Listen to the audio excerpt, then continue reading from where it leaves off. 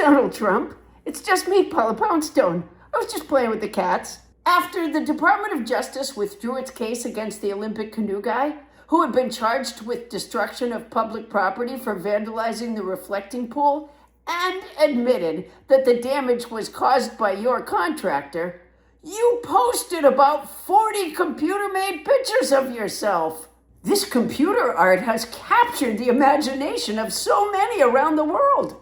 Could I ask you a question? What was your creative process? I assume when you heard the expert said the pool was damaged by faulty repairs, you ran upstairs to the private quarters of the White House, full of fear, anger, and humiliation, tears excavating their way through your bronzer down your cheeks, and threw yourself into your art. I read that Vincent van Gogh's early drawings were inspired by wanting to expose the struggles of the poor peasants he lived among. And that's what I want to talk to you about.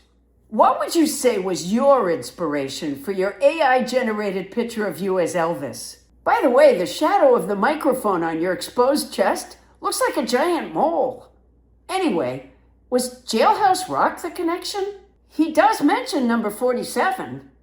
Don't get your hopes up about the warden throwing a party when you're in, though. And don't do that dance you do if he does.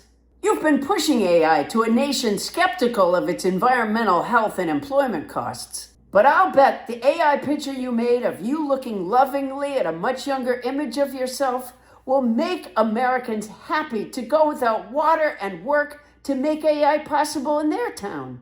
You made one that you captioned, President Trump ages in reverse. In many ways you do, Donald.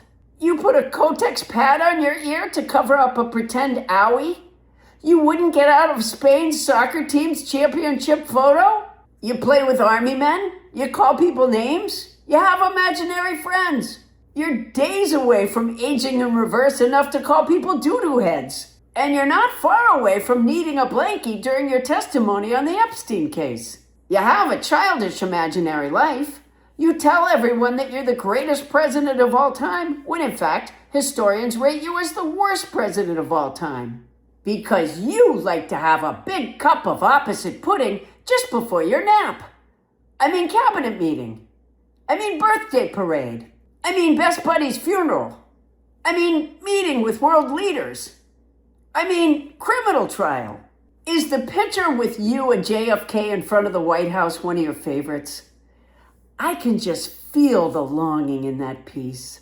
You so wanted to be associated with the Kennedy, and you are. But instead of a handsome Camelot war hero Peace Corps Ich bin ein Berliner Kennedy, you got a heroin-touting, measles-welcoming, science-denying, ass-kissing I am a science guy Kennedy.